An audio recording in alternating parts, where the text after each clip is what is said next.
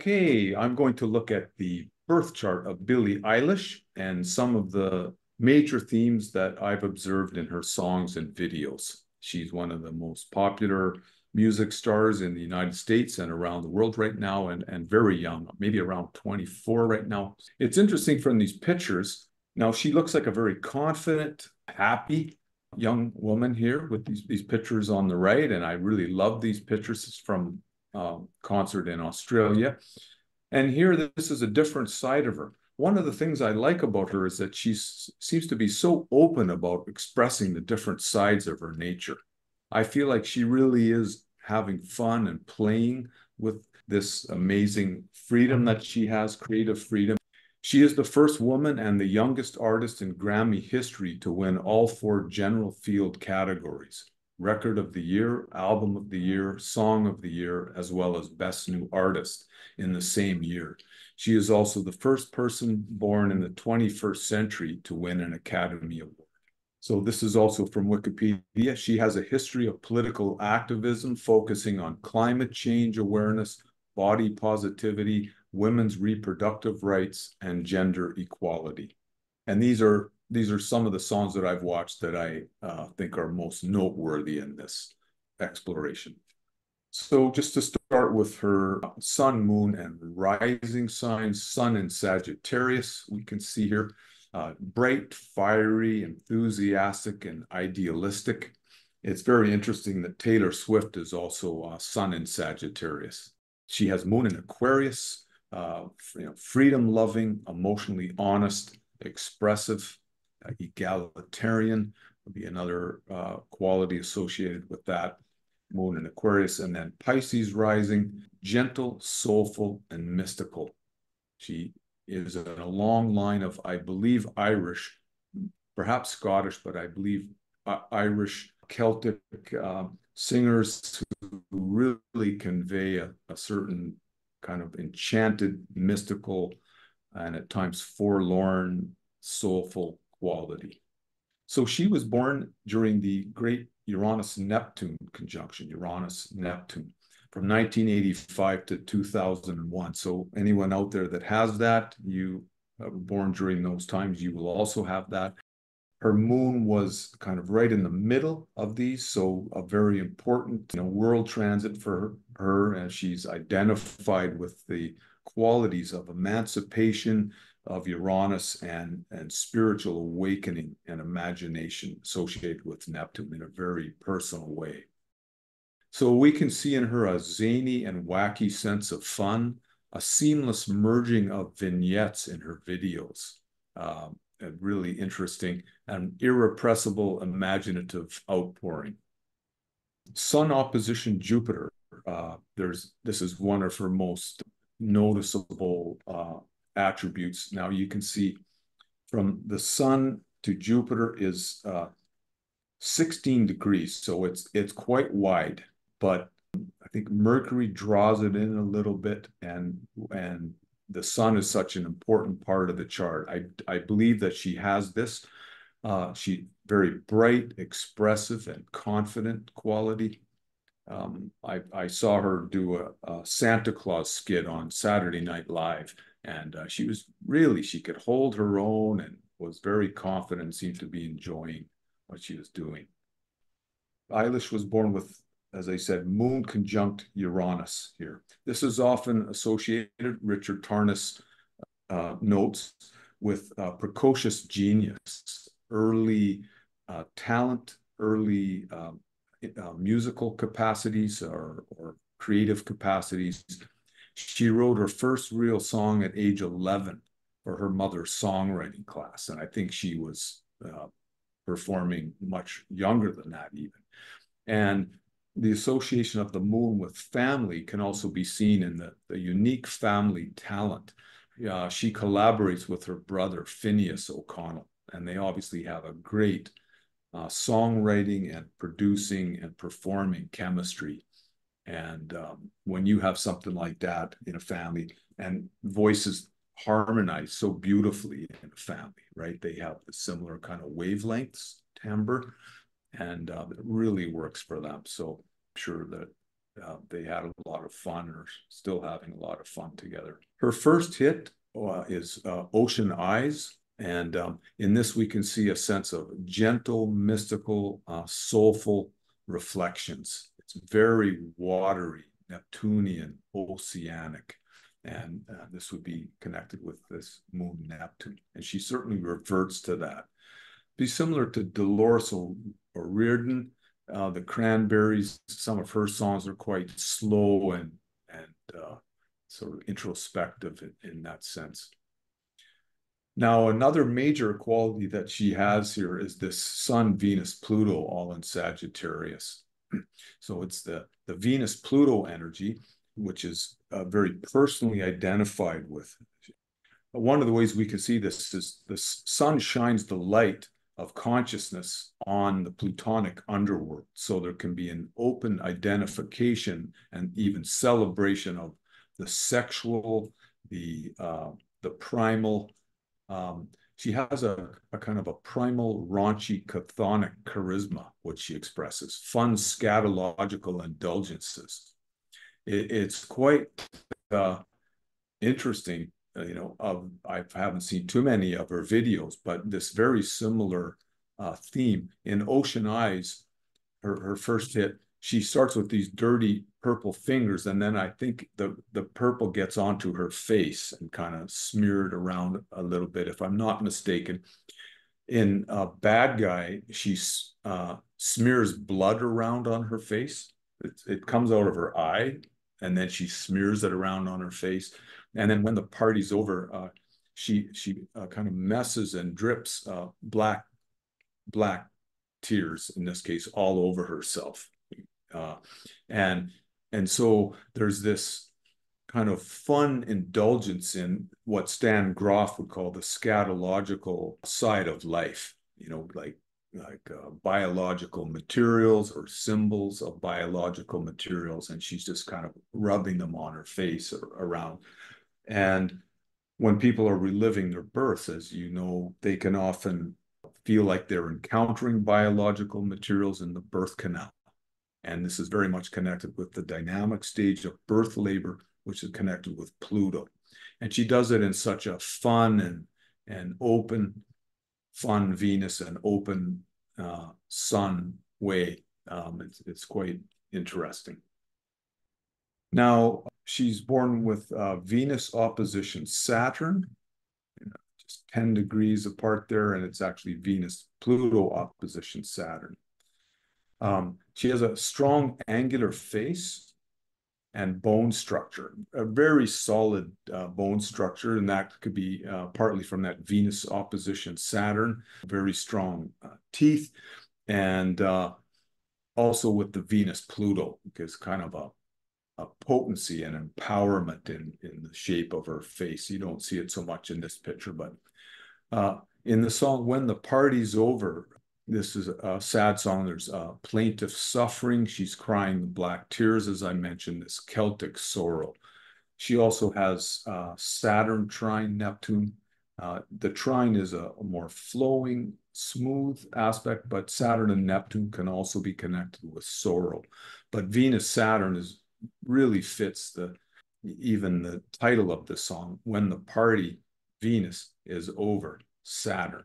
It's like after the party, or the next day, the Monday morning feeling, or after the romance has ended. That's kind of what she's exploring here. And she's very open about it, and this is a part of her nature, and she's expressing this in a very upfront way. Now, several of you mentioned What Was I Made For, and this theme song of Barbie. In this interesting video, which I think was shot in one take, which is not easy to do, possibly it was blended together, but she's deliberately setting up a bunch of doll outfits. And it's like she's trying to be the organized feminine while under pressure from strong forces. She's being buffeted in the second half of the video by wind and rain, and she's trying to carry on with this.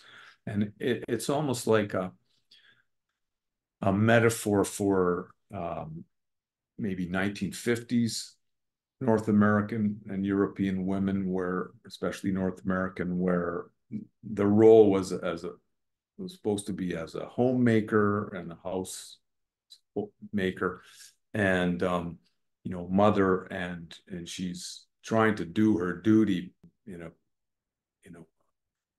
persistent and dutiful way despite the pressure. So it was interesting.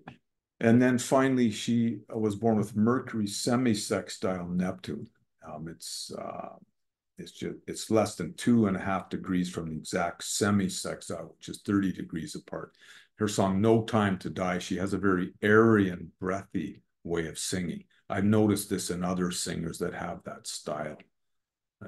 And so very Neptunian overall, but she's also got this kind of raunchy, gutsy powerhouse energy of the Sun, Venus, Pluto. Does anyone have any thoughts or comments? Do you think that some of that sort of 1950s feminine pressure and frustration was because, just a few years prior, all the women were entering the workforce and all of a sudden life was very different? Possibly. They were expected to go back into the kitchen after the men came back from World War II. Oh, yeah, right. In the 40s, it was, Rosie the Riveter and what sort of archetype they were needed in the factories. And yeah, very much so. And then squashed back into the box. I mean, many people are happy being a homemaker, and it's a beautiful thing to do and a wonderful thing. And I'm sure many people feel lucky that they can do that. But for many other people, that's not enough. They don't want to do it at all, or they certainly need something more than that. Or that could be half their life or less. So the key issue is the freedom, right? To be able to choose. And the 50s were more constricting at that time. So yes.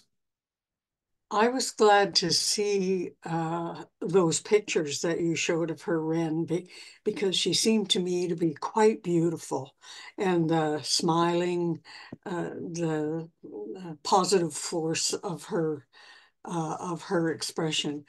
Well, Pluto people want to kind of integrate the shadow somehow. Think of Lady Gaga born with a Moon Pluto aspect, wearing the meat suit. She had a haute couture designer make a meat suit out of dried slabs of meat, and she wore that up. And so it's not just to be a shiny thing, but to sort of get into the chthonic, the primal, the biological realm of Pluto.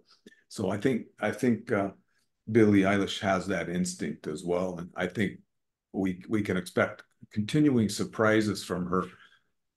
You asked a question earlier about her eccentricity, and I think that Moon-Uranus, in her case, I mean, a conjunction is so powerful, and Uranus is connected with rebellion, unpredictability, experimentation, and aligned with the sun or moon makes it just so very powerful. Thanks. She also looks very sensitive. Did she have the moon in aspect to Neptune as well, like both Neptune and Uranus? Yes. Yeah. And I think the Neptune moon does make people like kind of exquisitely sensitive. So I think that's in there. And when she wears like the spikes and all that, it's like don't mess with me kind of thing. Yeah, she's smart, she definitely doesn't want to be like this old stereotypical, like, don't force me, don't. She is very beautiful, right? And I think she purposely doesn't want to look like, doesn't want to be objectified or become. Fair enough. Want that to be the reason for her fame. Like, she wants her skill and talent to do that for her. That's how I read it, like, as I got to know her stuff. Yeah, really good points. Check out the SNL Christmas video with Billie Eilish or something like that, and a couple of other singers, and very impressed how she held her own in that. I think you might like that, Mom. Any other thoughts?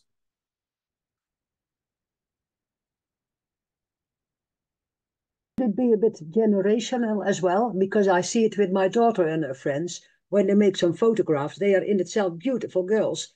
But sometimes when they make selfies, they make faces and underchins and everything to be as, yeah, ugly as possible. And then, like, we are not, what you said, not objectified. We show ourselves how we can be as well.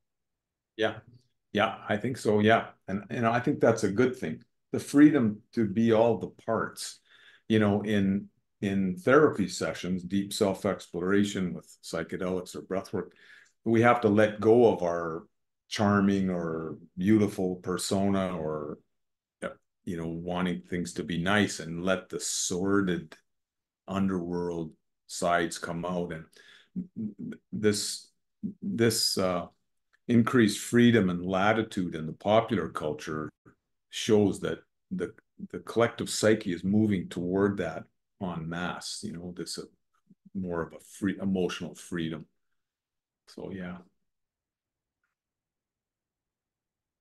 Any other thoughts? Yeah, I'm not seeing a chart now because I saw her last summer on television at Lowlands, a festival where my daughter went. So yeah, I'm watching this festival already for years on television, and I was surprised how well this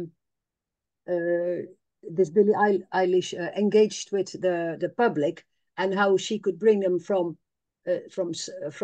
jumping for joy to sadness to joy again, and how she introduced her brother and how they did the harmony together. I have to say I was gobsmacked. It was really, really nice. Yeah. I think it's partly her Sun opposition Jupiter, this dramatic showwomanship or showmanship, but also that Moon-Uranus Neptune. We are now going to be treated with a whole series, and already are, of great singer-songwriters who were born during the magical Uranus-Neptune conjunction. Actually, Taylor Swift was born in 89 at the beginning of it, and Billie Eilish at the end of it. And so, we're now getting this imaginative, emancipatory, fun, spontaneous energy. Yeah. Neptune, Uranus as well, conjunction. Yeah. And I really look forward to sharing Taylor Swift with you next week. She's also part of that, and the videos that she's come up with are really quite astounding. I wasn't expecting that. Uranus Neptune is associated with special effects in general, and she just really has a feel for it, her and her team. That is so. Can you explain a little more, Ren, about Neptune and Uranus being associated with special effects? And so Neptune was one part, right? Yeah. I've seen it in the charts of sort of early pioneers like Douglas Trumbull, for example, and I think George Lucas.